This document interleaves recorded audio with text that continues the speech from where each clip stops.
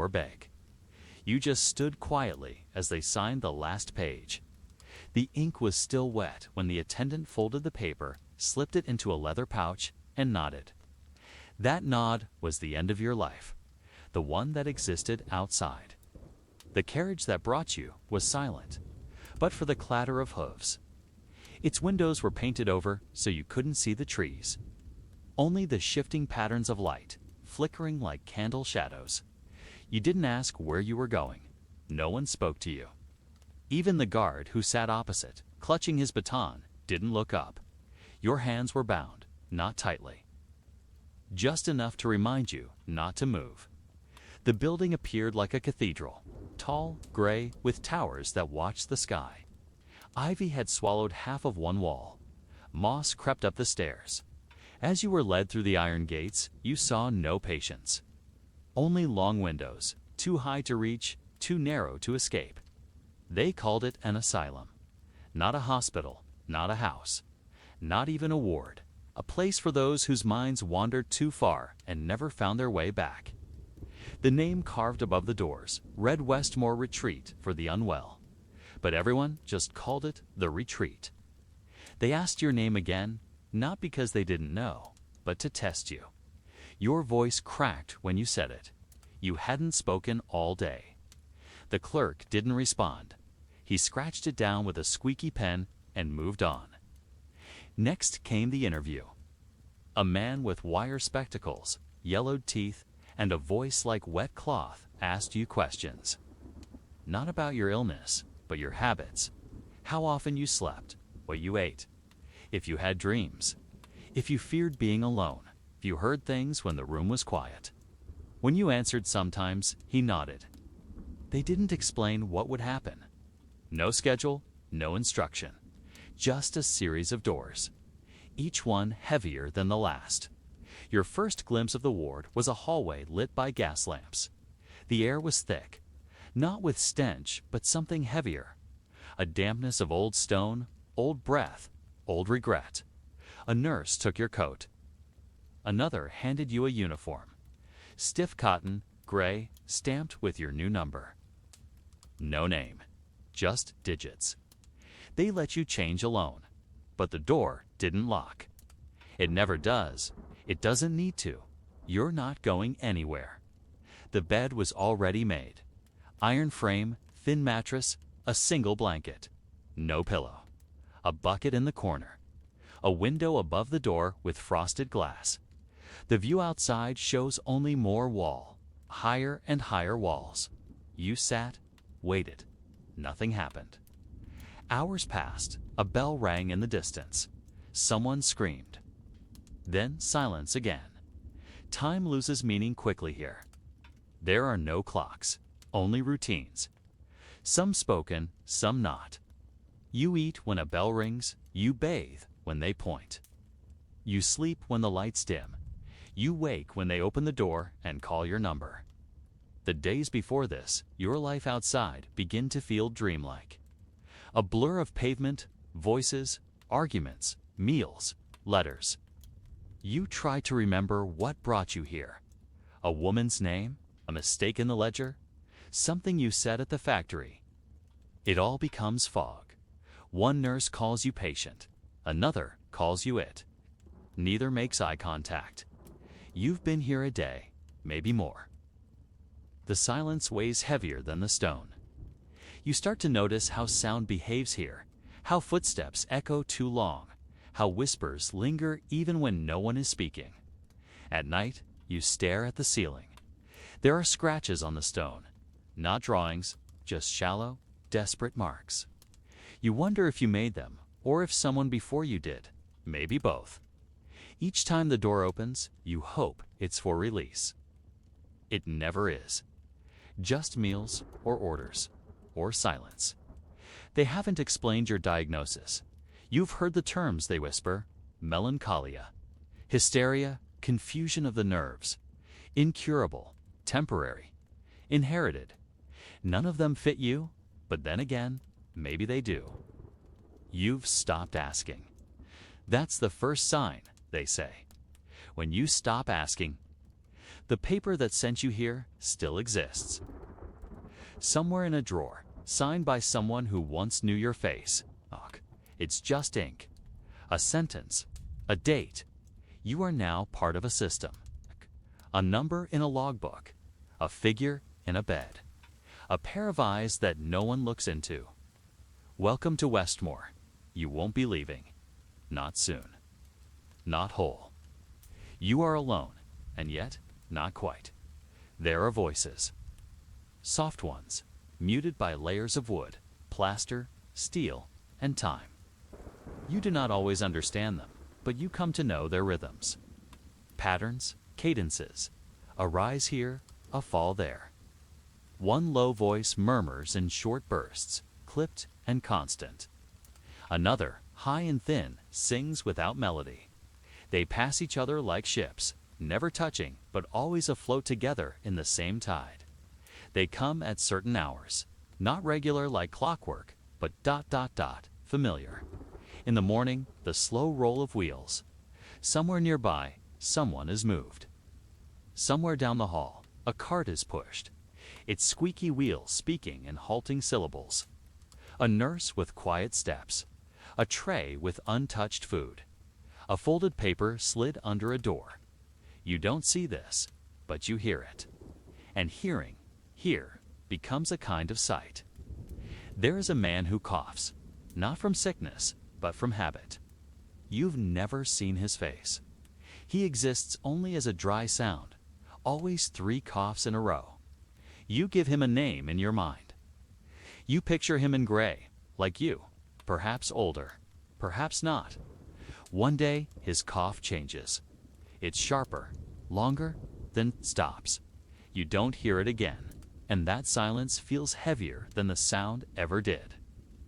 In the evening, sometimes footsteps rush. Not many, just 1 or 2. Sharp, clipped. No rhythm. That's different. Alarming, though no one says so. The air in the corridor feels tense, like the moment before thunder. You sit up in bed. You listen. Nothing follows. No words. No doors opening. No keys turning. Just ... stillness. And that's worse. You learn the difference between silence and quiet. Quiet has breath in it. Movement, life, silence is absence. A lack so deep it echoes. Sometimes at night there is a whisper that travels under the doorframe. Not speech, just breath, intentional. Too long to be wind. You lie still and wait. It fades. You never mention it. It never returns in the same way.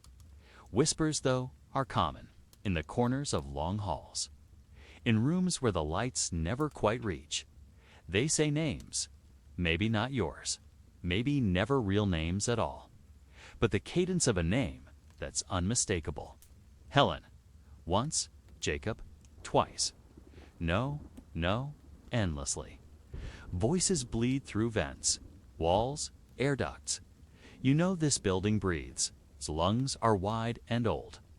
You once pressed your ear to the radiator and heard laughter or weeping. It's hard to tell. Emotions lose shape here. They soften like soap left too long in water. Sometimes you hear music. Not real music, not a record or a radio, just humming. A woman's voice, low, constant. You don't know the song. You don't want to. If you knew it, it might lose its weight. You prefer it as a ghost of melody, floating somewhere beyond the wall. The song begins without warning, ends without ceremony. It always leaves something behind, a quiet that tastes metallic. And there are dreams, not yours. Other people's, you hear them spoken aloud, shouted, muttered. Get away. Don't take it. She said no. Stop looking. None of these are directed at you, and yet they are, 'cause here all voices eventually find your ears.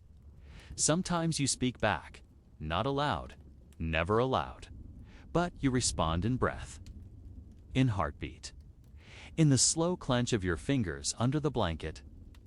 There's a room, not far, perhaps 2 doors down. You've never seen inside, but every third night you hear a conversation. Always the same rhythm. One voice firm, one broken. Then silence. Then a slam. But no door ever moves. Time does not pass here. It settles. It arrives in the form of footsteps, in the rattle of keys, in the scrape of a tray against a metal hatch. You learn to measure your hours not by numbers, but by sounds. When the hallway echoes with a single pair of shoes, you know it's morning.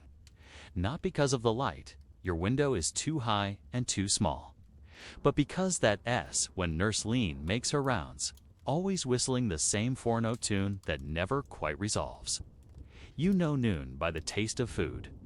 Lukewarm rice, overboiled vegetables, something beige and bland. You don't eat quickly. There's no reason to. The slower you chew, the longer the moment lasts. And the longer it lasts, the more it feels like something is happening. You mark time in tiny rituals. The folding of your blanket in the morning, the smoothing of your pillow at night, the scratching of your name, just the first letter, into the underside of the wooden shelf. Again and again, wearing away at the grain. The sound of the nibble of wood is soft, almost sandy. It grounds you. You stop knowing the days of the week. That's not a dramatic shift. It slips in quietly.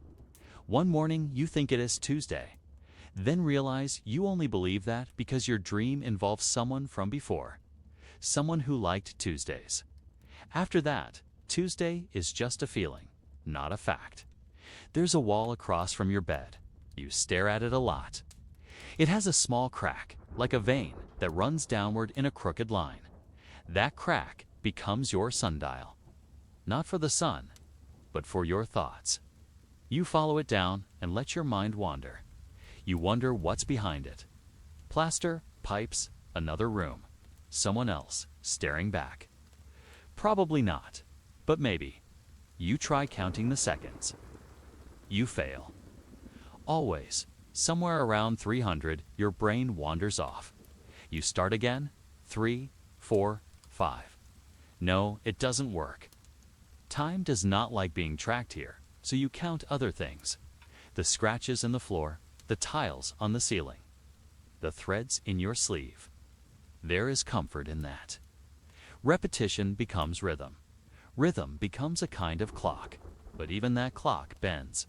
Some days feel longer than others. Some nights feel endless. You begin to think of time in terms of temperature. Cold mornings, tepid afternoons. The cool sting of metal on your skin when they check your vitals. You think of time in sound. Silence. In the slow creak of the radiator that only happens after your fourth blank. There is a calendar in the hallway. You saw it once. Months ago, maybe. It had a picture of a mountain, snow, a blue sky. The date didn't register. It doesn't matter. That mountain was a place beyond here, a time beyond now. You wonder if anyone ever flips it. Or if it stays locked on 1 month forever. Perhaps it's still June. Perhaps it always was. In dreams, time moves backward. Or sideways. You find yourself a child again. Then suddenly elderly. Then both at once. You wake up and have no idea how long you were asleep. 10 minutes, 2 hours. Time doesn't explain itself. Someone once told you that people in solitary forget their birthdays. That seems unlikely, but now you're not so sure. You remember yours, of course. You remember cake, balloons, a toy you asked for and never got. But those feel less like memories and more like photos you once saw. They don't move anymore. They're still frozen, like insects in amber. One day, it might be today, might be tomorrow. A new noise arrives, a soft chime. Not a bell, exactly, just a tone. High, clear. It plays once, then is gone. You wait for it again. It does not return. But the memory of it lingers, like perfume in an empty room. That, too, becomes a marker. The day of the chime, you call it, just for yourself. You file it away. A chapter in your mental calendar, which has no dates, no weeks, just chapters. You dream of clocks, not working ones. Broken ones. Clocks with melted hands, with numbers that move. You reach for them and wake up with your fingers curled. Someone whispers once, "It's Sunday." You nod, though you don't know who spoke, or if they're right, or if Sunday means anything anymore. Later, a nurse mentions spring. Spring, you look outside. A bird lands on the ledge. You stare at it, as if to ask, "Is it true?" The bird leaves, offers no answer. So you return to your rituals. You breathe, you blink. You run your finger along the edge of the blanket, then stop when it frays. You hum, sometimes. It's not a tune, just a tone. Just to prove that something changes, if only in you. There are no clocks here, but time passes. It has to, doesn't it? They did not ask you. No one ever asked. One day, when you were young, perhaps 7, perhaps 9, the priest of Anubis came to your village. He did not smile, he did not speak. He pointed at you, and your mother, without looking into your eyes, nodded. She kissed the crown of your head and placed a date into your palm. You didn't understand, not yet, but something in the way she turned away told you. You would not return. The priest took you through dry fields and quiet dunes, past the edge of the town where the dust never fully settled, and down into the valley. The Valley of the Kings, though you would not know it by name for many years. You were not chosen because you were strong, not because you were clever. You were chosen because you were quiet, because your hands were steady, because you did not flinch when others shouted. The place they brought you was not the grand entrance of a tomb, not the kind drawn in temple murals. It was a side passage, half collapsed, with markings you could not yet read. You descended slowly into the earth, past stone guardians and scentless air. Down here, it is always the same temperature. Not hot, not cold, just still. Your first task was simple. To watch, the priest lit an oil lamp and began to mix pigment. He used powdered malachite, charcoal, and crushed ochre. He painted the walls with great care, not for beauty, but for precision. Every symbol, every line was part of a contract. These were not decorations. They were spells, agreements between the dead and the divine. And you were to learn them, because one day you might be asked to restore them if they faded. You swept dust. You carried clay. You learned the names of every tool before you ever used one. You did not speak unless spoken to. You did not cry, not to the first week. The tombs were always in various states, some freshly built, the air inside still sharp with the scent of new-cut limestone. Others older, cooler, filled with the smell of age. A scent that is neither decay nor mold, but something dry and sour, like forgotten cloth. Years passed. You learned more. You learned how to seal a canopic jar, how to pack linen soaked in resin, how to gently place the sacred beetle over the heart of the dead. The priest changed. First his beard grayed, then his steps slowed. You began to assist him more directly. He trusted you to complete the tasks without words. And when one day he coughed too long and too deep, you knew what was coming. You prepared his own embalming chamber, exactly as he had taught you. He died with his hands folded on his chest. You washed him with oils, wrapped him with linen, painted his mask in gold and lapis, and placed the shafty figures around him, each one, a servant to do his bidding in the afterlife. And then you were alone, but not truly alone. There were always the dead. You were the servant of the tomb now. Officially, you received a new uniform, though it was little more than a tighter wrap of linen and a necklace bearing the eye of Horus. Symbolic, but it mattered. You mattered. And so the days settled into something like rhythm. At dawn, you woke before the others. You made offerings in silence water, poured carefully onto the steps, small bread loaves placed in bowls, and incense burned in brass trays. You walked the tunnels with a torch, inspecting the seals, listening, Sometimes there were sounds. You learned not to fear them. Rats, mostly. Stones shifting. Rarely anything more. But once, just once, you found a crack in a wall that had not been there before. And behind it, a passage long forgotten. You did not go far. It's far enough to see that the paintings here were older. The style was rougher, but the meaning clear. This had been a burial chamber once, long ago. It smelled of bitter resin and stale air. You resealed the crack. You never spoke of it. Because tombs are not only for the honored. Sometimes they hide the buried truths of those forgotten. And sometimes you wonder if you die here, will you be buried too? Not as a noble, certainly. Not as a priest. But perhaps a small chamber might be carved for you. Perhaps someone will paint your name, place a loaf of bread at your feet. Perhaps someone will whisper your name to the gods, but likely not. And so you continue. You serve the dead. You clean the urns. You sweep the sand. You read the spells aloud once per season, as instructed. And in the silence between, you listen. To the hum of the stone. To the whisper of air through cracks. To the echo of your own breath.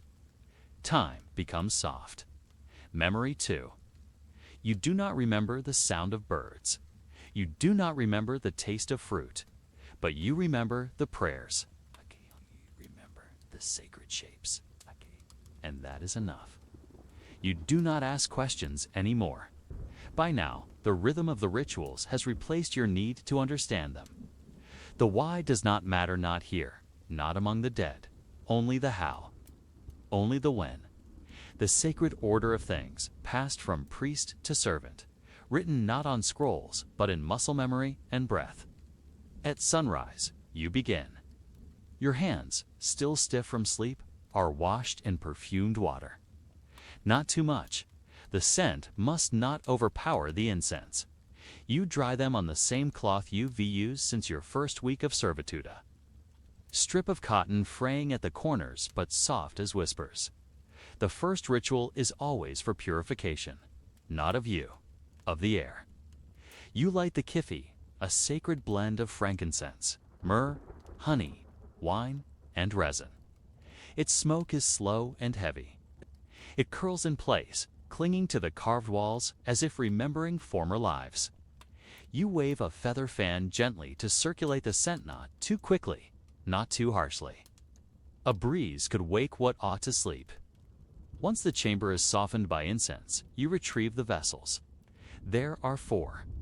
You've memorized the positions of the gods on each. Imsidi, who guards the liver. Hype, protector of lungs. Duamutef, the stomach's sentinel. And Kebisonif, who watches the intestines. Each jar must be touched in a certain order.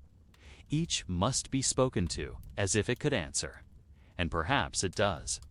You recite the first invocation, your voice dry but firm. The words are not yours. They belonged to those before you. It will belong to those after. You are a conduit, not a soul. A reed through which the gods breathe. Then the anointing. You unwrap the small bundle of linen soaked in cedar oil. You touch it to the lips of the statue at the foot of the sarcophagus. It is not truly a statue. It is a vessel for the K, the life force. You believe this because it is easier than the alternative. The statue's stone mouth receives the oil like a kiss. Next. The Book of Breaths. You open it slowly, reverently. The papyrus is brittle. You do not read it aloud yet. First, you run your fingers along the painted hieroglyphs. They were inked by a hand long dead, yet still you feel the pulse of that motion, as if each letter remembers being formed. You recite, the breaths are not mere air. They are names, of winds, of gods, of ancestors. Each breath speaks of a journey across the stars, of canals beneath the sand, of gates that open only to those who know their true name. You say them all. Some you whisper, some you chant, some you simply breathe wordless, weightless, warm. Hours pass. But time is different here. Light barely moves on the stone. The air does not change. You exist only in the unfolding of ritual. It is enough. There are moments between the verses, between the oils and smoke where you feel the presence. Not malevolent. It's not kind. Simply present. Something older than language. Older than stone. Older than gods. You do not fear it, but you never meet its gaze. At noon, you break. A single loaf. Water from the basin. You eat facing the walnut, from shame, but tradition. To eat facing the tomb is to dishonor the peace within. You chew slowly. Then the offerings. You prepare a plate roasted grain, dried fig, a sliver of fish preserved in brine, all of it symbolic. The dead do not eat, but they remember eating. That is enough. You place the plate on the offering slab. You bow 3 times. You whisper the names of the family who ordered the tomb. They are long dead, but names, like tombs, are homes. In the afternoon, you perform the walking of the soul. You light for lamps. Place them at cardinal points. You walk the perimeter of the burial chamber, barefoot, trailing a strip of linen behind you. As you walk, you hum not a song, exactly, but a pattern. The priest once told you it was the sound of the stars moving overhead. You believe him? You always believed him. At night, you rest outside, beneath the stars. They shine as they always have, cold, indifferent. Eternal, you think of your mother sometimes. You wonder if she remembers your name, but you do not cry. There is no time for such indulgence in the Valley of the Kings. Tomorrow, the rituals begin again. You do not remember when you first began to forget. The names, the faces, the moments that once stirred something warm in your chest. They drift now. Like sand across the courtyard of your mind. You hold the rituals fast, yes, but not because you remember their meaning. You hold them because they are the only things that have not left you. Time moves strangely in the tomb. Not forward, not backward, just sideways. You sweep the same stone steps each morning. Not because they need sweeping. The sand returns each night. No matter what you do, but because the priest once told you that a tomb left untouched draws in shadow. Not literal shadow, but a kind of stillness that eats memory. He called it the forgetting. You believed him then. You believe him still. You are starting to forget your own name. Not entirely. But it comes slower now when someone calls it. Like a thing pulled from the bottom of a deep well. Sometimes you say it aloud just to feel it. Other times you try to remember your father's voice, your sister's laugh, the sound of water drawn from the village well. But those things are wrapped in silence now. The only voices you hear regularly belong to the priests, and even they are becoming less frequent. There was a time when 4 of them walked the burial halls each week. Now only 1 comes. Older, slower. He smiles kindly, but his eyes are tired. He tells you the pharaoh's family has withdrawn their interest, that funds have been diverted, that the old gods sleep deeper now and fewer people bother to sing them awake. And yet you remain. You remain because someone must. You carry the offerings now by yourself. Place them on stone ledges worn smooth by centuries of ritual. No one watches. No one corrects you. You still bow 3 times, still whisper the sacred names. But sometimes you wonder, if you got one wrong, would anyone notice? Would the dead care? There is one chamber you avoid. The far western corner of the tomb. It was sealed before your time.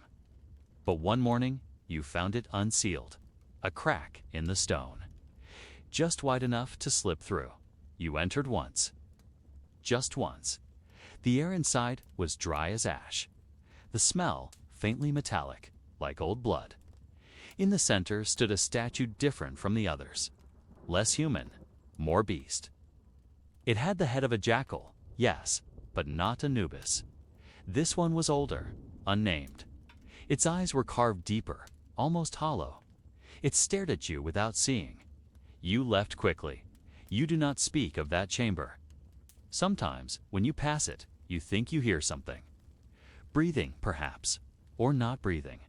A rhythm just beneath the threshold of hearing. It might be your imagination, or memory, or both. The sun no longer reaches deep inside. Your skin has grown pale, papyrus-colored. You miss the heat, the sweat, the weight of midday sun pressing against your shoulders. Out here, near the tombs, the world is cooler. Still, lifeless at night, you dream of the Nile, but never the river itself. You dream of its reeds, its banks, the flicker of torches along the water, of laughter from far-off homes you cannot reach. You wake with your hand outstretched, fingers curled, as if still reaching for something soft, someone warm. They never return. Sometimes, children from nearby villages sneak close to the outer stones of the tomb. They dare each other to run up and touch the walls. You hear their whispers. You do not chase them. You were like them once. One left behind a doll, a crude thing made of linen and twine. You found it in the sand. You set it on a stone inside the entryway. Perhaps the child will return for it, or perhaps it belongs here now. One evening, as the last sliver of sun dropped behind the hills, you found a beetle crawling across the offering slab. A scarab, black, glossy, deliberate. You watched it climb over the broken pottery, past dried figs, over the sealed jars. It paused atop a funerary cone and pulsed once, as if breathing. You did not crush it. Instead, you whispered, "Take what I forget," and it moved on. You do not know how long you have been here. You no longer count the days. The painted ceilings overhead show constellations, but you cannot read the stars. The priest once said the soul travels west with Ra at dusk, then returns at dawn. You wonder where you go at night, and who you will be when you return. You feel light now, as if parts of you have been left behind. Names, moments, colors, tastes. But there is no pain in forgetting, only silence. Like slipping beneath still water, you do not resist it anymore. You welcome it. You were not meant to be remembered. No scroll will bear your name. No carving upon the limestone chapel will show your face. Your words were never recorded. Your footsteps, though once firm upon the sand, are now only faint depressions, long since swept away by the desert wind. And yet, you remain. There are moments in the tomb when even silence feels loud. When the stone walls seem to press inward, not physically, but with memory. The dead do not speak, but they are not gone. Their presence is constant, subtle, a tension that hums beneath the rhythm of your day. You wake not from rest, but from duty. You move not with joy, but with pattern. You continue because you must. No one comes anymore. Once nobles visited with offerings, coins wrapped in cloth, incense pressed into clay. They wore perfume thick enough to mask the tomb's dry air. They asked you questions. They left messages for the dead. But that was seasons ago. Years, perhaps. You stopped counting after the second summer passed without visitors. You still light the lamps. Each morning, you tend to the small bronze bowls that hold the sacred oil. Your fingers move with muscle memory, unthinking, methodical. You place the wicks carefully. You whisper the invocation not because it is heard, but because you are taught it must be spoken. You light each flame and watch them flicker, small, stubborn, refusing to die. The tomb has become your world. The sunlit life beyond its entrance is something you once knew. You remember harvest's laughter, water on skin. Now your skin cracks from dryness. Your hair has thinned. Your shoulders ache more often than they do not. You once believed this place sacred. Now it is simply home. One day you found a lizard in the inner chamber. It had wandered in from the rocks above, following the cool. It watched you with cautious eyes, unmoving as you swept the floor near the burial alcove. You did not shoo it. You sat, slowly, and offered a crumb of dried date. The lizard blinked, then skittered away. You never saw it again, but you left the next offering on the floor just the same. You wonder if the priests remember you. You were not their equal, of course. They wore fine linen and gold collars and used the dust-colored tunic of a servant. But once, they greeted you with nods. Once, they assigned you tasks. They taught you the rituals, the oils, the orders. Now, months pass without word. Perhaps the temple has closed. Perhaps they believe the tomb's sealed forever. Perhaps they think you left. But you did not leave, because someone must remain. There is one chamber you clean each week, even though it remains untouched. The final burial room. The sarcophagus sits heavy and unyielding, its lid sealed since long before you arrived. The body within was of importance, this much is clear. The inscriptions are careful, the cartouches wide and proud. But no one speaks the name now. You do not dare speak it yourself. Still, you dust the surface. Still, you light the incense. Still, you whisper the prayers. One evening, as the lamps flickered low and the scent of resin filled the air, you sat beside the sarcophagus and spoke aloud. You did not mean to. The words simply fell from your lips. You asked, "Will anyone remember I was here?" The silence did not answer, but something shifted. Not in the tomb, in you. You realized the work was never about being seen. It was about doing what needed to be done. The pharaohs believed their souls needed guidance, offerings, vigilance. You were given that task, and you carried it out not with grandeur, but with quiet constancy.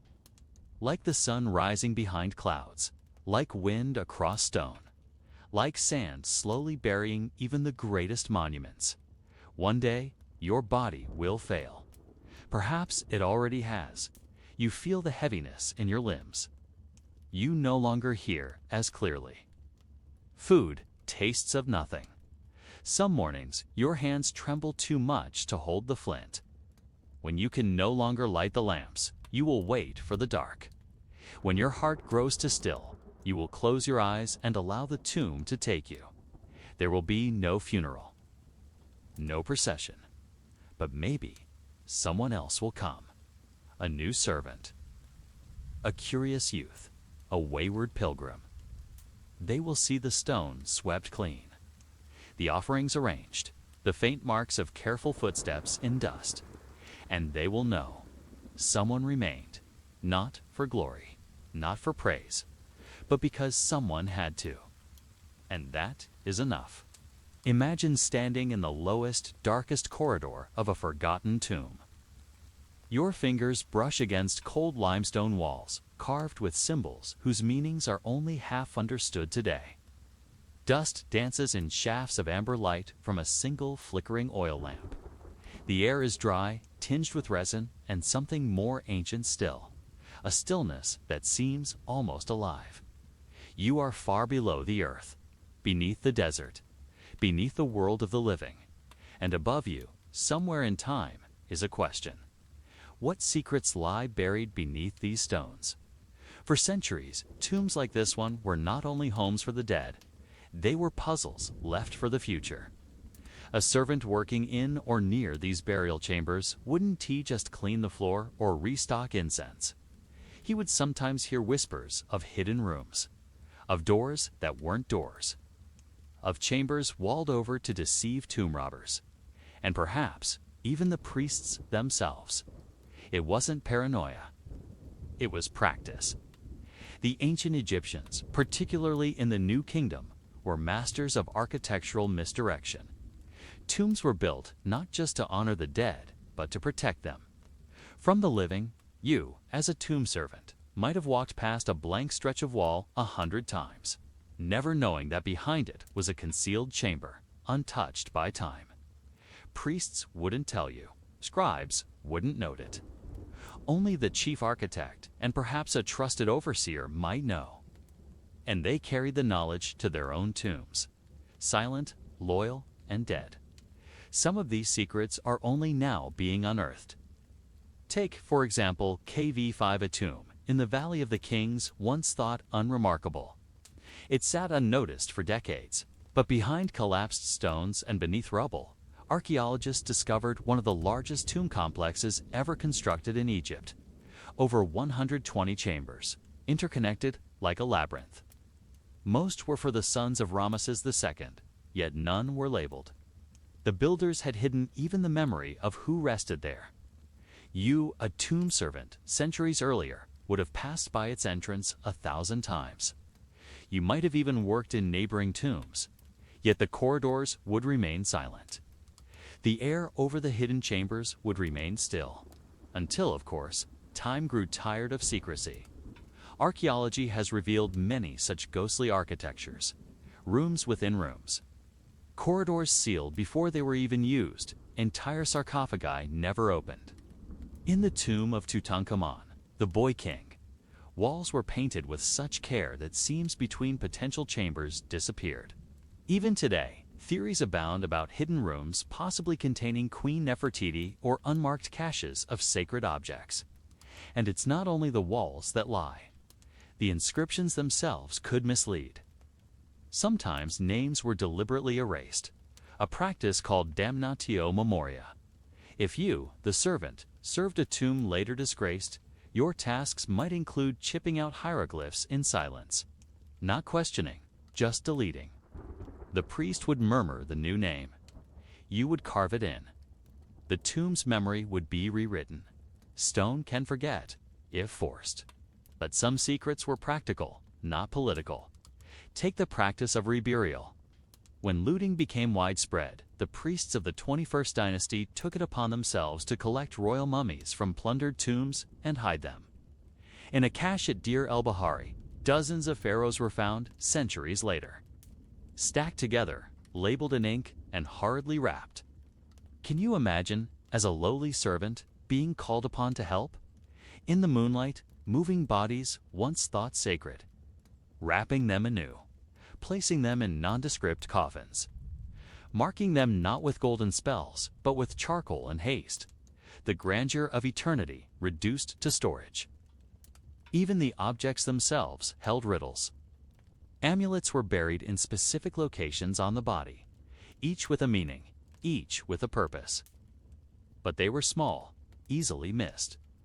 A servant, sweeping sand, might brush one into a corner, never knowing he had altered a pharaoh's journey to the afterlife. Mistakes were never spoken of, but they were made. And the tombs, still today, keep count. Some secrets were whispered, not hidden. There are tales of tombs designed to trap, corridors that narrowed until one could go no further, false staircases that led nowhere, and worse, curses carved into the walls. Not magical ones, perhaps, but warnings. I will strike the neck of him who disturbs my rest. Or, let the crocodile devour he who defiles this place. You would read them aloud as you cleaned. You would laugh nervously, but deep down, you would remember. And perhaps you'd glance over your shoulder when alone. Just once. In the quiet of the tomb, every sound is louder. The scratch of a mouse, the shifting of stone, the whisper of your own breath. Every secret here was designed to outlive you. And many have. Today, satellites and infrared scans pierce the earth, detecting voids where chambers once slept unknown. But in your time, in linen and sandals, you knew only the shadows. You were part of the system that kept the dead safe, and the living out. A mystery not for solving, but for protecting. Imagine the silence of a tomb before the ceremony begins. The lamps are lit but placed low, casting long shadows across the walls where painted gods stretch toward eternity. You are here early, as always, sweeping dust from a floor that has already been swept. You do not speak, you do not ask questions. You are not supposed to be here. Not truly. The ritual is not for you. It never was. You are a servant, Lauren King, unnoticed. You were told to stay just outside the burial chamber, tending to the priest's incense, carrying fresh oil. adjusting the linen draped over the sacred objects. But there were moments, quiet ones, when the heavy curtain was not yet drawn, when a priest's voice carried a bit too far, when you saw more than you should. You were not supposed to look, and yet you did. The ancient Egyptian funerary ritual was long, layered, and deeply symbolic. The most sacred of these rites was the opening of the mouth. A priest masked as Anubis, jackal-headed god of the dead, would touch sacred tools to the face of the deceased, awakening the senses of the Ka, the spirit, so it could breathe, see, eat, and speak in the afterlife. If you had caught just a glimpse, it would have been otherworldly.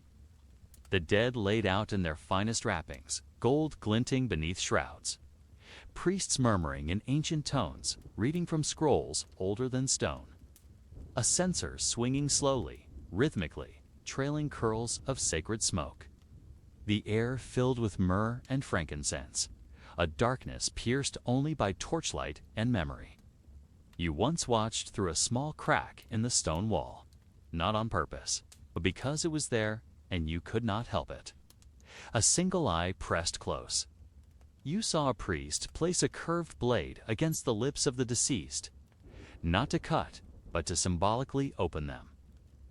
Another priest, dressed in leopard skin, whispered incantations as he pressed a ritual staff to the chest. The body did not move, but something shifted in the room. A weight. A presence. You stepped back without realizing, and never told anyone. The rituals were precise. Every motion, every word had to be perfect. There were 75 specific gestures in the opening of the mouth alone, each involving tools carved from copper, wood, or stone, each with a name, a purpose, and a god it represented. As a servant, you handled these tools once by mistake. A junior priest had dropped a set of them, and in the hurry to preserve appearances, you knelt to help him gather them. He froze, his face paled. He said nothing, but his eyes told you, you had touched something sacred. Something meant for only the purest of hands. He took the tools back silently. He did not thank you. That night, you were ordered to sleep outside. No one explained why. Later, when a high priest died, a secret procession occurred at midnight. You were one of 3 selected to carry the platform that bore his canopic jars, each holding a piece of him, preserved in oil and wrapped in linen. The priest's heart was gone, removed, judged, replaced by a scarab amulet. That's what they whispered. But you did not ask. You only walked the long path through the desert, hearing nothing but the crunch of sand under feet and the dry rattle of the wind. You were not invited to the final chamber. You handed off the jars. You bowed. You left. Some rituals you merely supported from afar. When royalty died, public mourning followed a strict script. Women sometimes hired mourners, wept in ceremonial displays, tearing their hair, beating their chests, wailing in high-pitched refrains. It was not sorrow they performed. It was duty. You brought them water between scenes. One wept so hard she collapsed. You caught her. She whispered a single word in your ear. Empty. You were not sure if she meant herself or the tomb. You did not ask. Certain rituals were never written down. They lived only in the hands of the priests. Movements passed from master to apprentice. There were gestures you never understood. Symbols chalked in hidden corners. Songs sung in tones that did not sound like music, but memory, and above all, silence. The dead were not disturbed, not by sound, not by thought. Your own breath sometimes felt too loud in your chest. You once cleaned a corridor where embalming had been done just days earlier. The scent lingered, not foul, but thick with spices and resins. You knelt to scrub a darkened stone and found beneath it a scrap of linen, stained, a corner of something once sacred. You paused, then folded it gently, placed it in a jar with your cleaning rags, and said nothing. To speak of it would be to break the spell. Even the sun had its part in the rituals.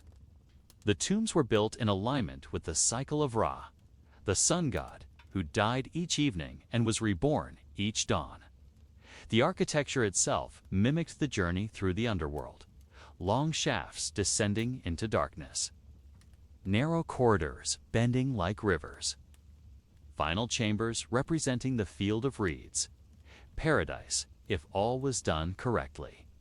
You, sweeping those paths, might have noticed how the air changed from one chamber to the next, how each room felt older, heavier, as if time slowed the deeper you went.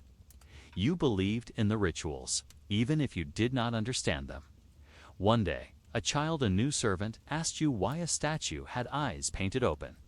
You told him so the gods could see the offerings. He asked why the mouths were closed. You said, because the gods had already spoken. The boy didn't understand. But you remembered the priest, long ago, with the curved blade at the lips of the dead, opening them, unlocking the voice that echoes beyond life. That night, the boy asked if the gods watched him sleep. You said no, but you were not certain. In the end, the rituals were not for you, and yet they shaped your days, your breath, the space between footfalls in the hallway of the dead. You never spoke of what you saw, but it became part of you. The tombs of ancient Egypt are not silent. They never were. Though sand may fill their mouths and centuries may press against their stones, there is always sound if you listen long enough. Not shouts or cries or songs, but whispers, low, persistent, patient. You wouldn't have noticed them at first when you arrived. You were too busy learning how to carry oil without spilling, how to step only where permitted, how to bow at just the right moment. But once your body had grown used to the motions and your fear dulled into fatigue, you began to hear them. Faint at first, like wind slipping between cracks in the rock. But wind does not carry words, and these whispers did. Some said it was the breath of the gods moving through the tomb's corridors. Others, older servants who rarely spoke, would mutter about unfinished words, and voices without mouths. You wanted to believe it was just the creaking of wood, the cracking of limestone, the shifting of a joled dust. But deep inside, you knew, because sometimes the whispers followed patterns.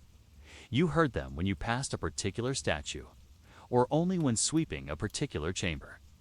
Once, you paused beside the false door to a priest's chamber and heard your name spoken, soft and hollow, as though it had been waiting for centuries to be spoken aloud again.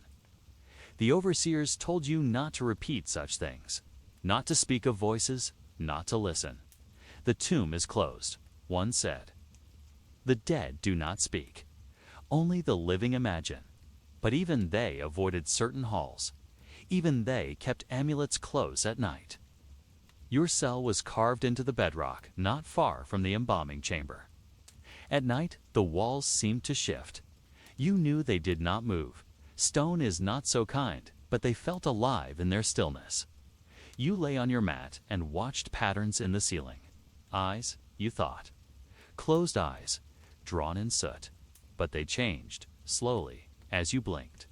And when you finally slept, your dreams were always cold and wet and filled with the sound of footsteps that did not echo. You were told the tomb was sealed, that no one entered except the living servants and the occasional noble visitor. But one morning, after cleaning the offering table, you found sand fresh, damp, tracked in with bare feet. No one claimed them. No one spoke of them. But the whispers that night were louder than ever, hissing and circling your cot like smoke. There were legends among the older ones. He whispered them like prayers. One spoke of a child buried alive with a minor prince to serve him in the afterlife. The child's name was lost, but his presence remained. He had not become a Ka, they said, because he had not been given offerings. Another story told of a tomb painter who used forbidden pigments, made from a stolen stone said to be sacred to Seth. He died mid-stroke, brush still in hand. Some said his last image still shifts under the torchlight. You tried not to believe. You kept your eyes low, your steps quiet. You performed your duties. You bowed to the statues, lit the braziers, poured the oils. But sometimes, when you stepped into a chamber alone, the smell would change. Not dust or old incense, but something sharp like copper, like blood. You would pause, and in that silence, the whispers would return. One day, a fellow servant vanished. She had spoken of dreams filled with voices, of hearing her name echo from the burial shaft.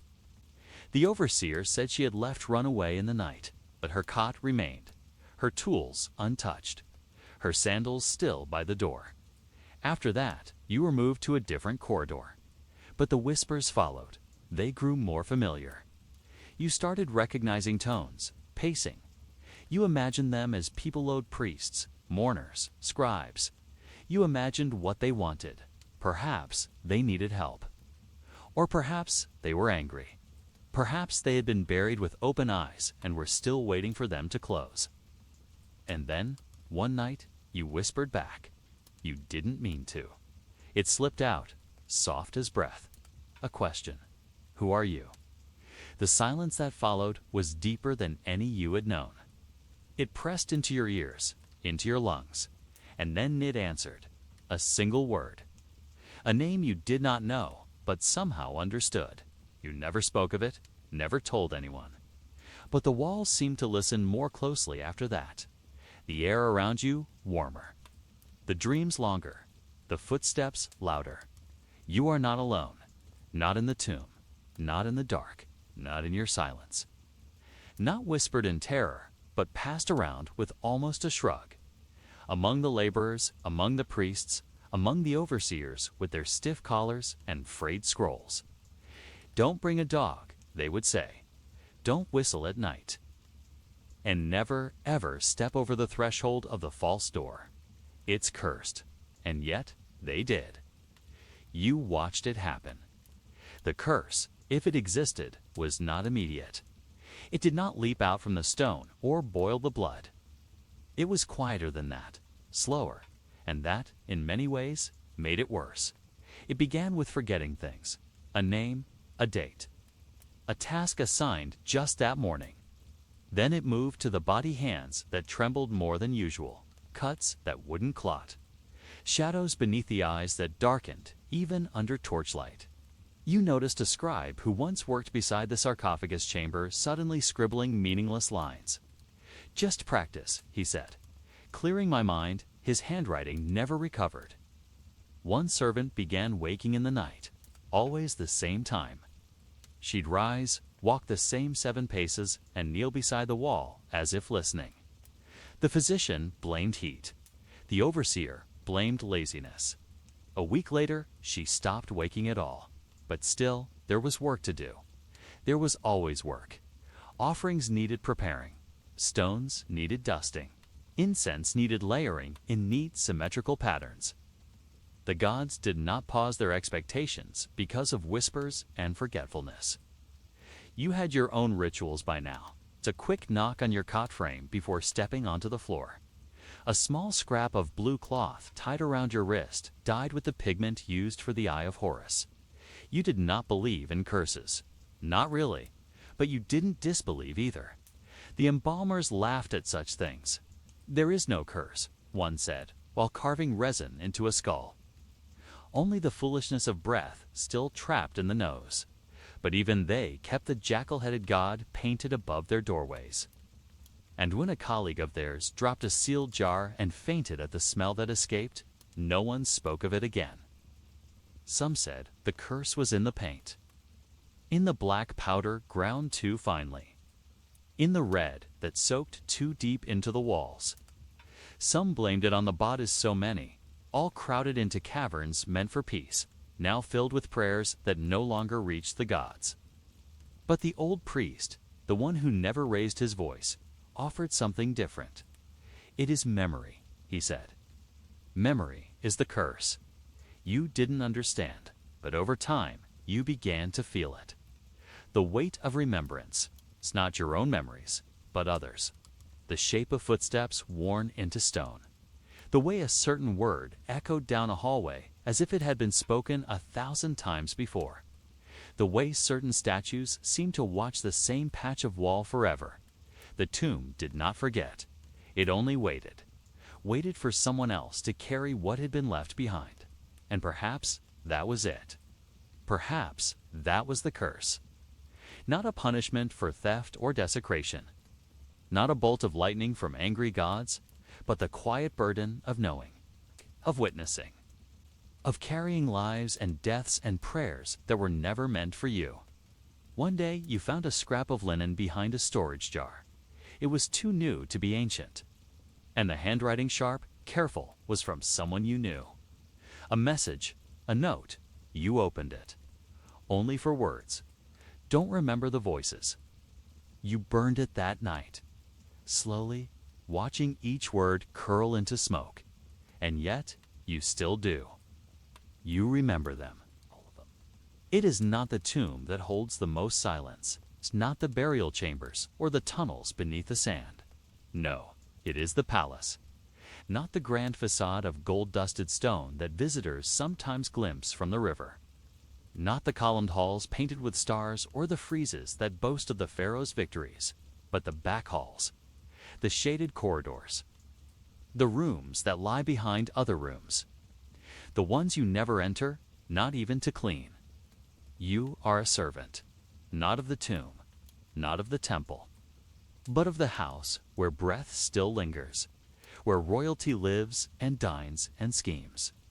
The tomb is for the dead. The palace for those preparing for death. Your place is on the edge. Always the edge. You never walk at the center of the path, for that space is reserved. You do not speak unless spoken to. Your presence is meant to be invisible, silent, useful, gone when no longer needed. But you learn to listen. The floor tells stories. The cool stone beneath your feet whispers whether the day is early or late. The breeze from the garden says whether the queen is in residence. The sound of sandals hard, soft, slow, rushing tells you who is coming and what mood they carry. You do not see much, but you know everything.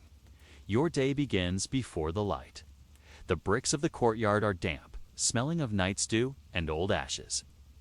You gather jugs from the well, careful not to slosh. You set out cloths, folded thrice, just so. You sweep not for dust, but for the idea of dust. There are rules about how to arrange fruit, rules about how to lay down sandals, even rules about how far apart the servants must stand when waiting. You have memorized them all, and still, sometimes you feel unsure. That is the most dangerous thing.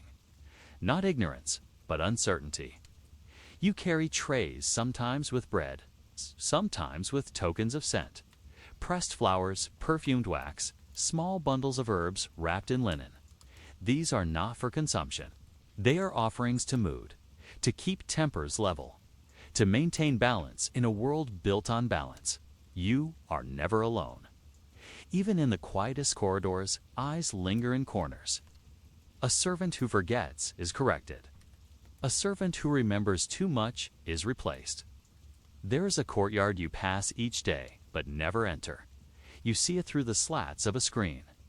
In the center is a pool, and around it, flowers so perfectly arranged they must be trimmed by hand daily. It is always empty of people. A tease. Somehow it feels watched. Not haunting, just ... watched.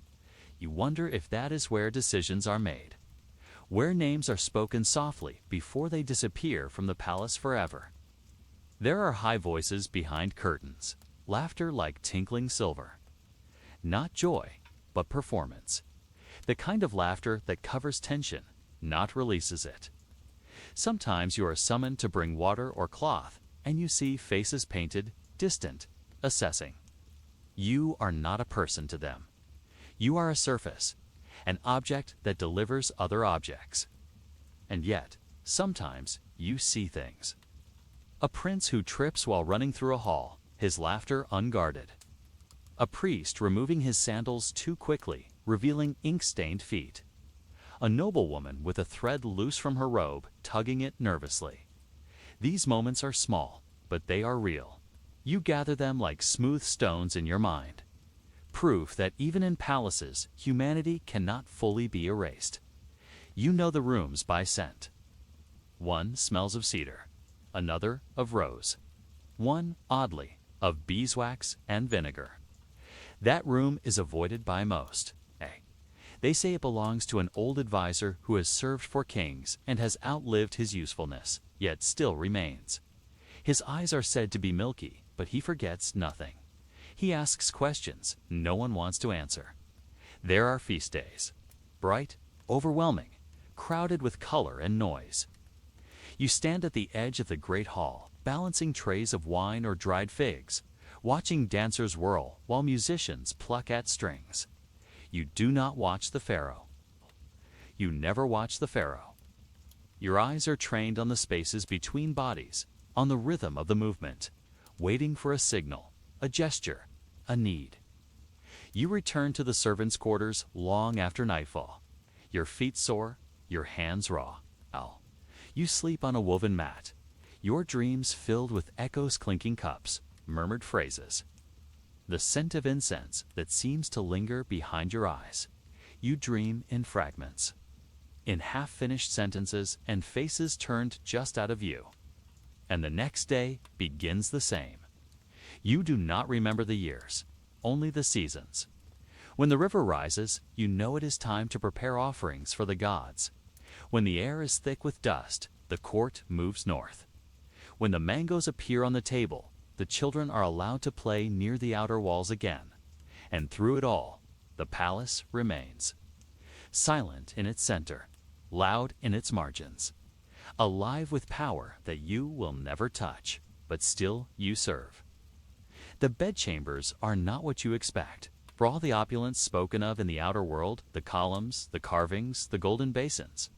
You might imagine that behind the carved doors, the pharaoh and his family recline in rooms swathed in rare silks, heavy with incense comfort in every corner. But when you're summoned to the sleeping chambers, your first thought is how small they feel. Not in space, no. They are vast, but in presence. There is a hush that settles around the doorway. A hush that is not born of reverence, but of vigilance. Of knowing that in this place, anything that disturbs the balance is swiftly removed. You carry linens, and you carry your silence. The pharaoh's own chamber is not a place you enter often. You have only glimpsed it once, beyond a thick curtain embroidered with symbols you dared not read. The light inside was dim, the air still, the scent of myrrh so thick it stayed in your nostrils for hours. A single oil lamp cast long shadows across a low platform bed. It was not luxury you felt, it was weight. The bed is carved of dark wood, its legs shaped into lions, their faces calm but unblinking. The sheets are plain cream linen without embroidery. Clean, cool, immaculate, as if the pharaoh must rest on a surface that gives nothing of itself.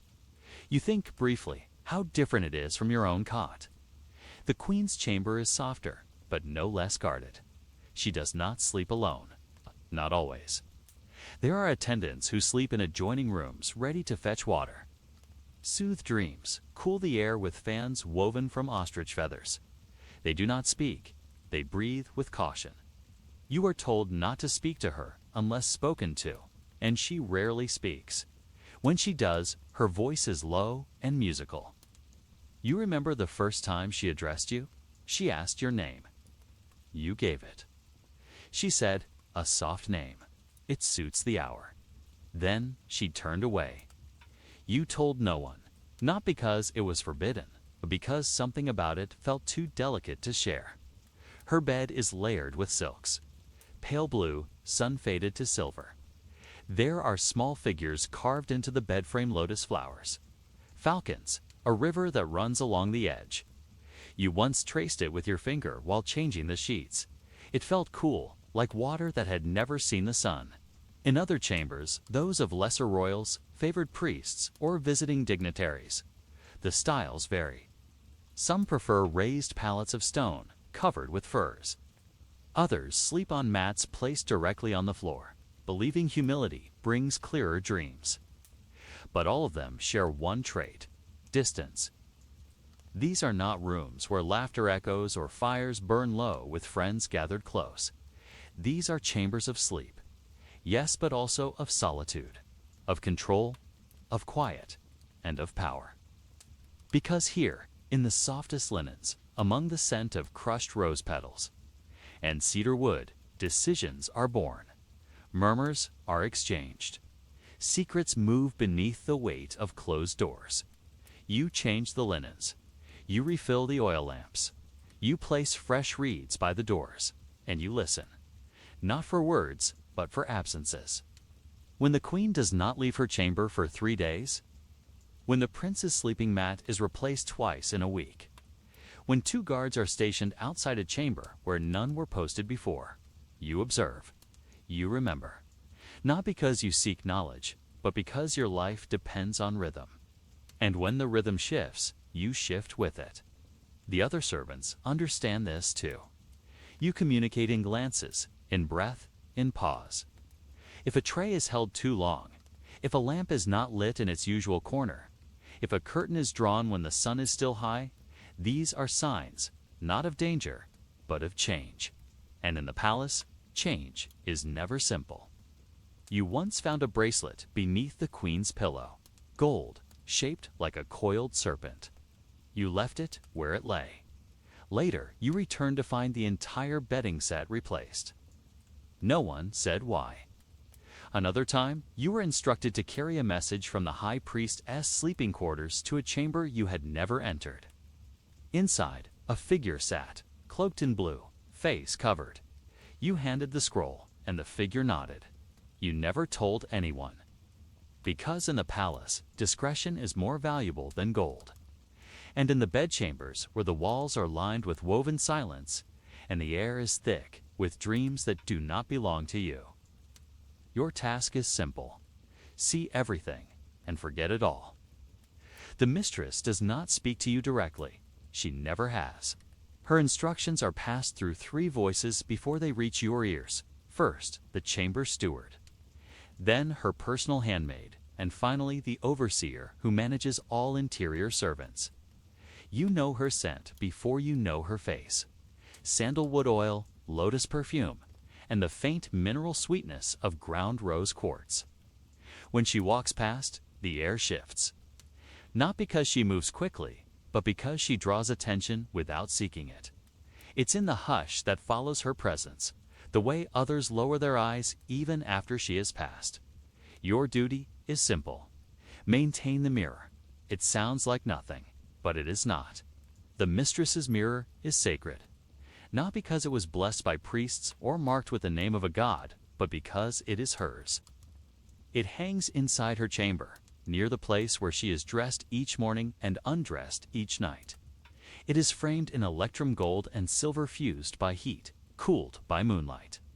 The surface is so finely polished that it captures light even when none enters the room. You are allowed near it only at dawn, before she wakes. You step into the chamber barefoot, the soles of your feet chilled by the stone. You bow once to the empty bed, then to the mirror. Then you begin. You wipe it with linen soaked in rainwater that was collected 3 days prior. You polish it in circles, never pausing, never speaking, never looking into it yourself. Looking into the mirror is forbidden. But of course, you look. Not often, not for long, but enough. What you see depends on the day. Sometimes your own eyes, small, unsure, slightly distorted by the metal's perfect surface. Sometimes the shape of the room behind you columns, folded sheets, a brush left on the table. Once, you thought you saw her watching you through it, even though she was not there. The mirror remembers more than it reflects. That's what the older servants say. They whisper that it shows truths you don't want, that it records more than the body, that the mistress speaks to it. Sometimes it speaks back. You tell yourself they're only stories, but one day the linen you use leaves a red smear across the surface. You drop it, startled. There is no wound on your hand, no sign of blood. And yet, there it is. You wipe again. It vanishes. But that night, you dream of someone calling your name from within a tunnel of gold and glass. Another day, you arrive early. Too early. The chamber is not empty. She is there, standing still before the mirror. Her robe is pale blue, almost white in the low light. Her arms are bare. She does not move when you enter. You freeze in place. Her eyes do not leave the mirror. Then she speaks. Does it ever show you something that isn't there? You do not know how to answer. You try to bow. She turns. Her voice is soft. Clean it, please. You step forward. She doesn't leave. You work in silence, your fingers trembling. You avoid her reflection, though it is all around you. When you finish, she touches the frame gently. It's never clean enough, she says. Then she walks away. After that, your access is changed. You are no longer alone when you clean the mirror. Another servant stands at the door, a watcher. The mirror must be maintained, but never misused. Still, there are days it seems to breathe. Once, during a sandstorm, you entered the chamber to find the surface clouded. Not with dust, but with moisture beads of condensation, as though it had been crying. You wiped them away. They returned. Only after 3 days did it clear. Another time, it shone with no light in the room. The shutters were drawn, the lamps unlit. Yet the mirror glowed, pale gold, as though the sun had hidden inside it. You said nothing. Others say she once broke a mirror like this, that the gods punished her with a dream that would not end. That she walks through the palace half asleep, still trapped within it. That the mirror is the only thing that keeps her tethered to waking. You do not believe such stories. But you do notice how she never looks into it directly, always beside it, past it, never into. And you wonder what she saw. One evening, you are called to her chamber, not by a servant, by her, in person. She sits beside the mirror, her hand resting on a folded cloth. She gestures. I want it moved, she says. You hesitate. You've never touched its mount. The frame is fused into the stone. But she doesn't care. She wants it removed, gone, out of her chamber. She says it's watching her too closely. That night, a mason is summoned. The mirror is unhooked, the frame lifted, the backing removed from the wall. And behind, etched into the stone, is a message. It is in an ancient script. The priest who reads it says it is a prayer, a warning, or both. It reads, what you reflect, you become. The mirror is gone now. But every day, you still enter the chamber and clean the empty wall. Just in case. You do not pass through the main hallways. That much is understood. Servants like you move behind the scenes through narrow stone corridors, under archways no guest will ever see, and past doorways that are not marked with signs, but with threads, knots, or colored cords. You have never seen the pharaoh. Not directly. His presence, however, is known in every room. In the polished corners of bronze tables, in the soft, dust-swept thrice daily from the colonnades. In the way every bowl must be placed with its handle turned precisely east. His is a presence felt in absence, like heat from a stone that no longer burns, but still remembers fire. The concubines know this too, especially the ones chosen for service in the quiet rooms. You have served in these spaces before. They are deeper in the palace, removed from the chambers with open windows and fountains that sing. Here, the air smells of chalk and linen. The only sound is the brushing of feet on smooth stone. Even the birds avoid this part of the complex. One of the senior stewards once told you, in a whisper, that the quiet rooms are where discipline is preserved. Not just for the servants, but for the women themselves. Some say they are used for reflection, others for waiting. A few whisper that they are punishment without violence. No one speaks aloud in these rooms. You are brought to one such space after a concubine refused her painted face. She had thrown aside the coal and crushed the pigment jars under her heel. Her steward claimed madness. The high priest, however, said it was possession, and now she waits. You are told to change the linens. The door is unbarred for you. Inside, it is dim. The walls are painted the same shade of gray as wet ash. A single oil lamp flickers in a corner niche. The woman is seated on a cushion. Her back is straight, her face turned slightly toward the sound of your entry.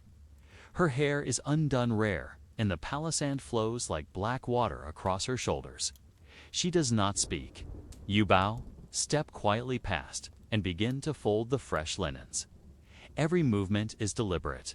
Even the rustling of the fabric feels too loud. And then she begins to hum.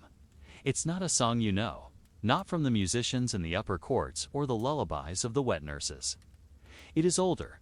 The notes are soft, spaced wide apart, like they were never meant to be sung, only remembered.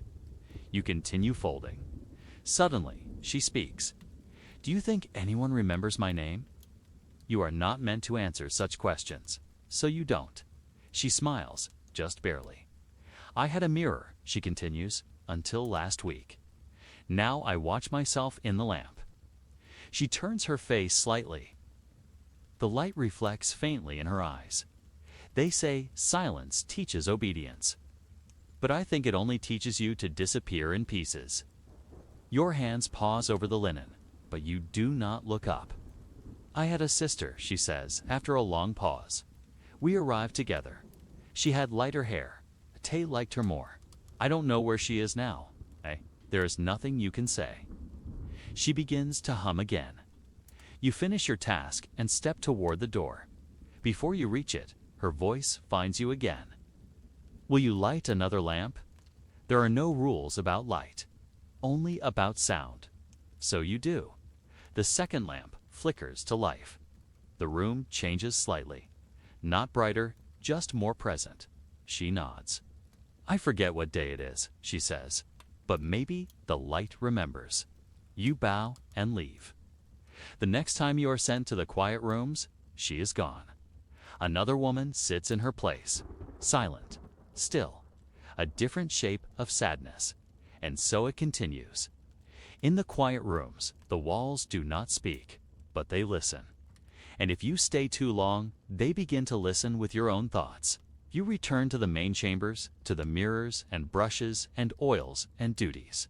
But sometimes, at the edge of sleep, you remember her voice, low, unhurried, as though she knew no one would remember the words only, the way they filled the silence. Before the light touches the edges of the stone walls, before the scent of incense curls into the air, before the breath of the palace stirs, you are awake. There is no rooster in this place. No bell to chime the hour. Your body has learned time by silence, by the stillness before others rise, by the subtle weight of waiting. You do not stretch, you do not yawn. These are luxuries reserved for other classes of life. Instead, you rise from your mat with careful movement, gathering your linen wrap, worn smooth from years of use, and tie it silently around your waist. You wash your hands in the basin by your feet, where the water is cold and quiet. The stone beneath you is always cold at this hour. Your toes flex against it, feeling for warmth that isn't there. It doesn't matter. You've never expected comfort. Others stir near you. You don't speak.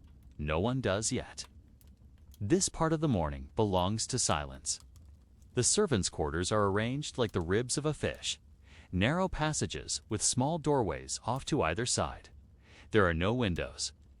Only air vents high above, carved into the stone, through which light will later fall in thin, golden beams.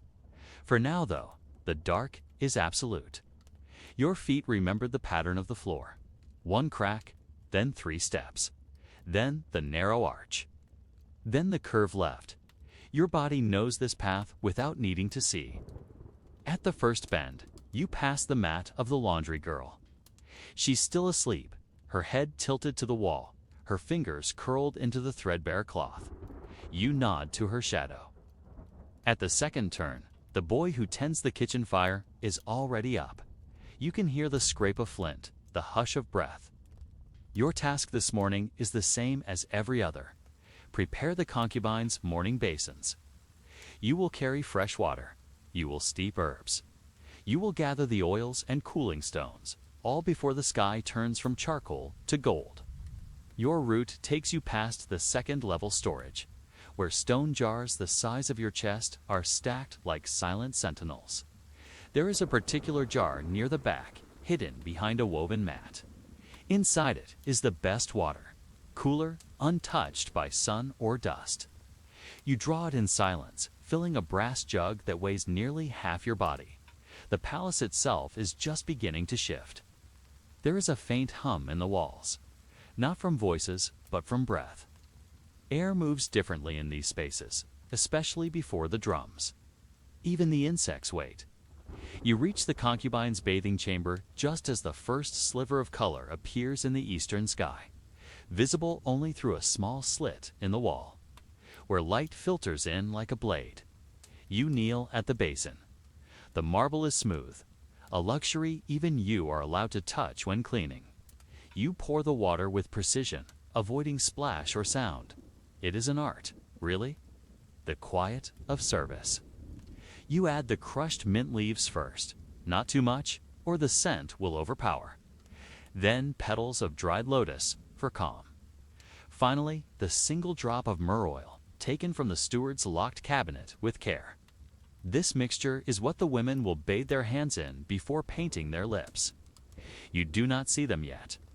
They do not rise until the second drumbeat, but already you are part of their world. You are arranging their day before they breathe into it. In the next chamber, linens are folded, not by magic, but by your hands. You take the fine cotton cloths and warm them slightly near the brazier. It's an indulgence, and one you risk, but you do it anyway. No one likes cold linen on their neck before the sun. At this point, other servants join you, not with words, but with rhythm.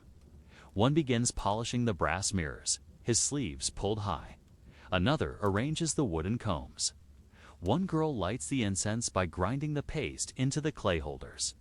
The scent begins to move through the room, soft, bitter, sweet. When the first drum finally sounds, you are already in place. The sound is not loud, just a deep thud echoing in the lower halls, enough to stir the air, enough to tell the body it is time. From the far chamber, footsteps begin. The shuffle of sandals, the rustle of linen, the soft creak of lacquered wood. The concubines are rising. You lower your gaze. They enter like clouds, pale faces painted in sleep's memory, hair unbound, voices quiet. Some smile, some do not look at you. One mutters a prayer to Hathor beneath her breath as she sits on the stool beside the basin. You pour the water gently over her hands. Her fingers are cool and thin. She does not speak to you, but she nods once. It is enough. This continues, woman after woman, each with her own scent, her own rhythm, her own silence. You learn them not by name, but by gesture. One taps her nails against the rim of the bowl. Another clears her throat twice before rising. One always hums before taking the oil. You do not know their names, but you know who cries at night. You know who eats nothing. You know who gazes at the floor too long. Your work is invisible, but it sees everything. The second drum sounds. By now, the kitchen smells of bread. The first birds call from the palms, and the heat begins to curl around the eastern walls. Your work is far from done. But the hardest part is over. The stillness before life is the most fragile. The silence before motion. You have learned to balance it like a bowl of water filled to the brim. You leave the basin, carry the used cloths, return to the shadows from which you came. No one sees you. No one calls your name. But when the pharaoh enters the court, and the women line the walls in perfect stillness, painted and scented, with not a hair out of place, it is your hand that placed the comb, your breath that stirred the oil. your silence that prepared the day. Before the morning drums, there is only you, and you are enough. The morning light filtered softly through the stone slats, casting narrow shadows along the walls of the servants' corridor. You moved quietly, your feet bare against the smooth limestone. The scent of clay jars and woven linen still lingering in the air. Each day began like this, slow, deliberate, marked by the rhythm of routine rather than the ticking of any clock. You reached for the first vessel of water, lifting it with both hands, careful not to slosh or spill. The jar was heavy, and the air already warm, despite the early hour. There were no greetings here, only nod-silent acknowledgments passed between those who, like you, had long accepted their place in the hush of the palace's underbelly. The halls were wide and quiet, the ceilings high to keep the rising heat at bay. The stillness was thick, broken only by the muffled sound of feet on packed earth or the brush of linen robes against the leg. This early, even the nobles slept, and the tombs, though never truly silent, seemed to exhale a calm. You followed the path you had traced for months, perhaps years, past tall amphorae sealed with beeswax, through doorways flanked by low oil lamps. Water came first. Always water. For washing, for cooking, for cooling the stone. You fetched it from the basins that had been filled at dusk, when the sun's glare eased and the world turned a gentler shade of ochre. You carried it carefully on your shoulder, in your arms, sometimes balanced on your head if the day's demands were heavy. Each step echoed history. This floor had felt the steps of thousands like you. Some young, some older. Some silent from fear, others from habit. The water sloshed inside the clay jar, a dull rhythm that matched your own breath. Outside, a rooster might crow, but here in the tumulus, only the hush of stone remained. The dead slept within their painted walls, and above them, the living moved in service. The morning began in the courtyard, where the rising sun painted the columns in slow gold. You passed through the servants' gate, the lintel low and worn smooth by many shoulders. Here, the work divided. Some went to tend the fires for baking flatbread, their hands already dusted with barley flour. Others gathered linens to be beaten and rinsed. Your task remained unchanged. Tend to the washing basins and prepare the inner halls. You knelt by the first basin and poured. The splash was muted, absorbed by the stone and silence. The water was cool for now, drawn from the shaded cisterns dug deep to avoid the sun's reach. It would not last. By midday, the basins would steam, and the damp air would cling to skin like breath. You prepared cloths next. Linen strips, some clean, others stained with oils or ash from incense. Each had a purpose: wiping, wrapping, drying. You folded them as taught twice lengthwise, once across, the edge tucked just so. There was comfort in this, the symmetry, the predictability, the gentle repetition of labor. Occasionally, you heard footsteps. The high priest's acolyte, perhaps, or one of the scribes who came early to sharpen their reed pens in peace. You never raised your eyes. Servants did not. You simply stepped aside, hands clasped, waiting for silence to return. It always did. The tombs, though sacred, required constant care. Dust crept in through cracks in the stone, carried by the desert wind. Sand gathered in corners, no matter how often it was swept. Your hands knew every groove of the floor, every chipped tile, every soft echo underfoot. You learned to hear the difference between empty silence and silence hiding rot. One corridor led to the purification room. Another to the chamber of offerings, where statues stood waiting for ritual food.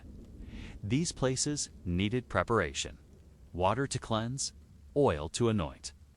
You carried both. You dipped a cloth and began to wipe the base of a column, careful not to smear the painted lotus flowers that circled it. The pigment was ancient and fragile as dust. A fly buzzed past your ear. You did not flinch. The sun rose further. Shafts of light stretched longer across the floor. You felt it on your shoulders. The heat beginning to press. Not yet cruel, but insistent. Your tunic clung slightly. Still, you continued. You moved toward the back halls where the statues of the gods were kept hidden from view until ritual days called them forward. These statues needed water too. Not poured, but present. A basin in the corner. A cloth draped over an arm. Symbols mattered here. The gods required gesture as much as gift. You bowed before them, not out of faith, but habit. You did not speak their names, not here. The last basin was in the corridor near the burial shaft. You hesitated before you approached. Even the air here felt different, cooler, but not refreshing. Still the kind of stillness that filled ears with pressure. You poured slowly, careful not to spill on the stone lip of the shaft. It was said the pharaoh's servants were buried with him. You had never asked. Some said they went willingly. Others said they were chosen. You only knew that the shaft seemed deeper than it looked, and that once you had seen a bundle of linen fall into it and vanish without a sound. You did not linger there. Back in the courtyard, the light was bright now, bouncing off whitewashed walls. You returned your jars to their resting place. Clay warm now beneath your palms. One had cracked slightly in the base. You would need to report it. There was a method for that. A form, a scribe, a mark. You rinsed your hands in the basin. The water felt different. No used, tired, warm. Someone called your name. Was time for the midday shift. You had not always noticed the sand, not the way you did now.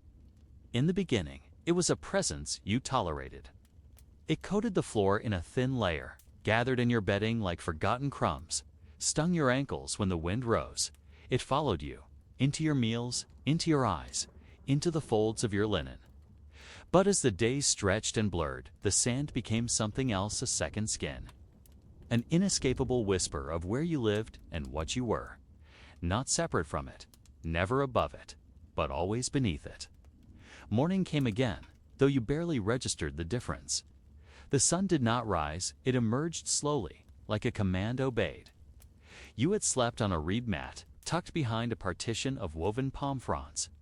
Sleep was light and never full. A distant cough, the scrape of a jar. The murmuring of older servants who dreamed aloud these things kept you tethered to the surface of rest. Before the sun touched the highest points of the courtyard, you were already working. Today was for scrubbing floors and sealing cracks in the outer chambers. The desert had been restless in the night. Wind howled past the temple pylons, curling through columns and crevices, leaving behind a film of grit so fine it sparkled. You tied a strip of linen across your nose and mouth. Not for comfort, just habit. A thin layer of cloth could do little against sand, but it gave you the feeling of distance, of separation. It was a lie, but sometimes a useful one. Your hands dipped the brush into a slurry of water, ground stone, and old palm resin. You pressed it into a seam in the floor, where the earth had shifted and left a tiny fracture. These small rituals kept the tomb palace breathing.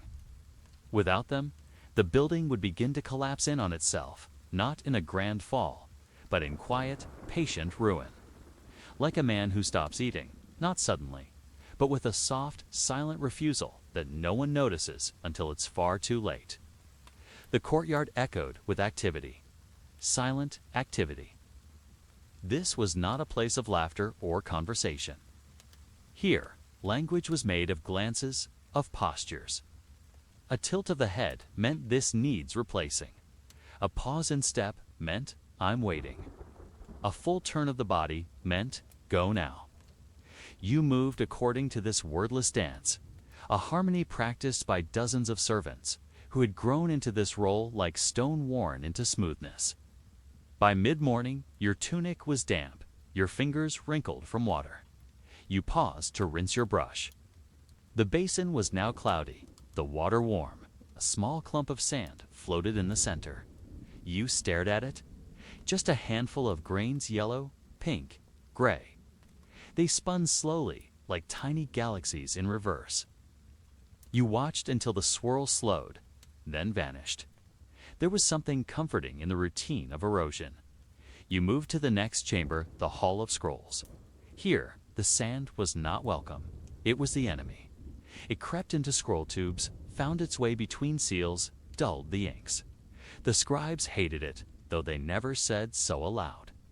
You saw it in the way they muttered when they unrolled a text, only to find grains embedded in the edge. You swept carefully, moving slowly so as not to stir more dust than you gathered. Your broom was made from bound reeds. Its bristles were frayed. The handle splintered. But you knew how to use it, how to guide sand without chasing it. Sometimes, as you worked, you imagined the scrolls speaking. Their spidery ink telling stories you could not understand. Contracts for temple land, prayers for the dead. Decrees issued by long-dead pharaohs. You could not read them. Most servants could not. But still, the symbols fascinated you. Their order. Their certainty. Their confidence in being remembered. In the next chamber, you knelt again. The light here was low, filtered through high slit windows designed to admit air but not eyes. This was the antechamber to the innermost sanctum.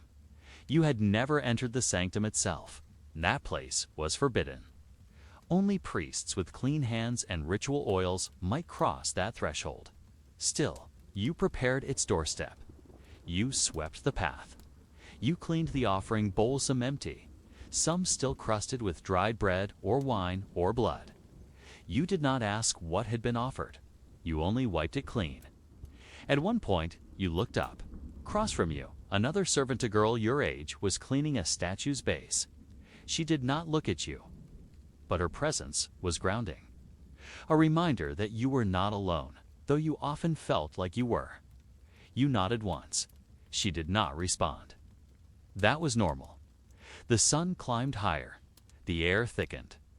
Sand moved more slowly now, weighted by the heat. You could feel it in your lungs. Every breath coated with dryness. You drank from a small jar tucked into the crook of a wall. The water was warm, but sweetened with date, just slightly. It helped, a little. Later, you helped reposition a painted panel that had slipped forward from its mount. The scene showed the afterlife, a field of reeds, figures harvesting crops under an orange sky. The dead were shown younger, smiling. Eternity was a place of gentle repetition. You thought about that, about how familiar it looked. Maybe heaven wasn't golden palaces or flying chariots. Maybe it was just this labor without cruelty, sleep without fear. You rested in the shadow of a column as noon neared. A small breeze tugged at the edge of your tunic. Sand lifted and danced in a narrow beam of light. You watched, eyes half-lidded, as the grains rose and fell like tiny birds with nowhere to go. It reminded you of something, a lullaby. You couldn't remember the words. By the time you stood again, your knees ached. But there was more to do. There was always more to do. You moved toward the outer corridor, where the sunlight spilled across the floor in white gold. The steps here had no railing. Just polished stone sloping toward the lower crypts. Sand accumulated in the corners. You swept it once, twice. Then again, it always returned. You were not meant to win, only to try. By evening, the sand had worked its way into every fold of your body. Your skin itched. Your hair was stiff. But you said nothing. You returned your tools. You washed your hands. You nodded to the overseer. You passed through the same doorway you had entered that morning.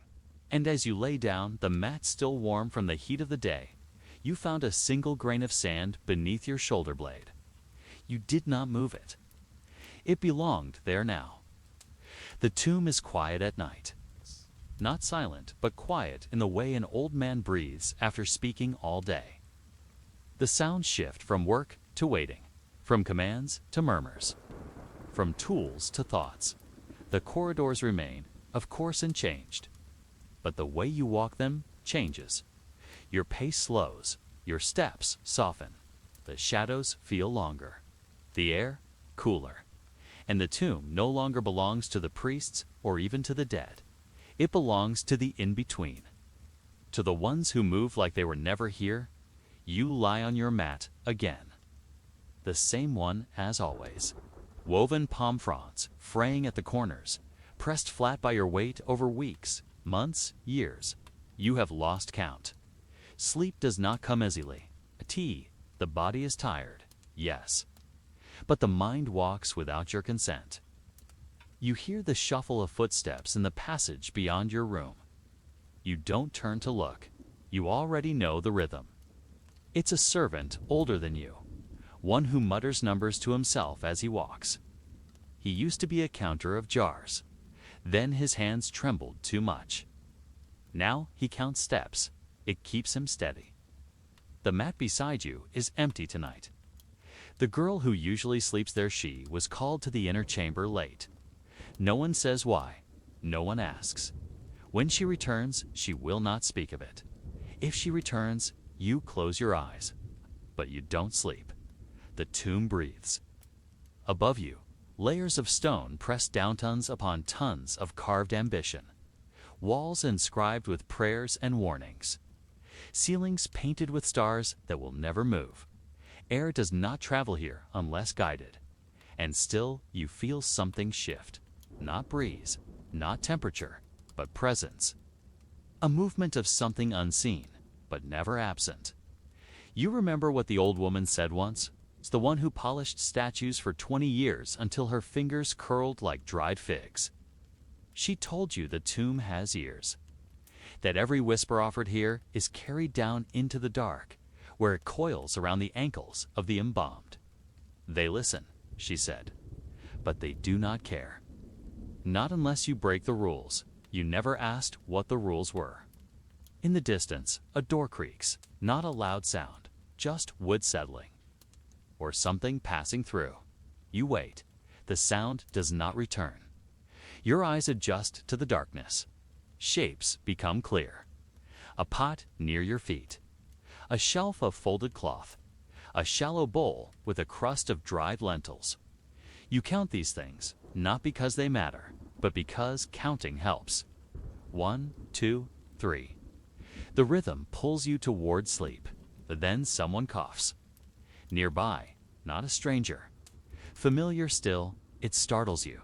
You open your eyes again. The tomb remains. They sit up. Sleep will not take you. And so, like others have done before you, you rise. Not for duty, not for work, just to walk. You take the narrow path that leads toward the unused chambers. These are places between places. Storage rooms, half-dug alcoves, failed expansions. The walls here are bare. No paint, no gods. Just stone and sand, always sand, pressing in through cracks too small to see. You step lightly, your fingers grazing the wall for balance. In one alcove, you pause. A lamp flickers here small, nearly empty of oil, but still warm. Someone has been here recently. You do not know who. You do not ask. You move on. Another chamber holds jars. Tall, narrow, sealed with wax. You know they contain oils, perfumes, unguents, for the body, for the dead. The scent is faint, but present bitter, sweet, sharp, a reminder of what this place is for. You do not belong here. But you remain a moment longer. You listen. The tomb does not speak, but it waits. You walk again, farther than before, until you reach the edge of the known. The last hallway, unlit, you have never entered. No one has told you not to, but no one ever does. Some places are forbidden, not by law, but by silence. And then a sound. Not near, but not far. A scrape like cloth on stone. You freeze. Your heart is slow. Not racing, just slow. You are not afraid. Not exactly, but you are very aware. The sound does not return. You wait, then you turn back. You do not run. Running draws attention. You walk steadily, evenly, back toward the known. Back toward the rooms with mats and jars and dried lentils. You lie down. The girl has not returned. You shift, adjust. Breathe. The tomb breathes with you. Sleep comes slowly. Not as a wave, but as a tide pulling backward. You drift, not into dreams, just into stillness. Somewhere, stone settles, sand shifts, and the tomb exhales once more.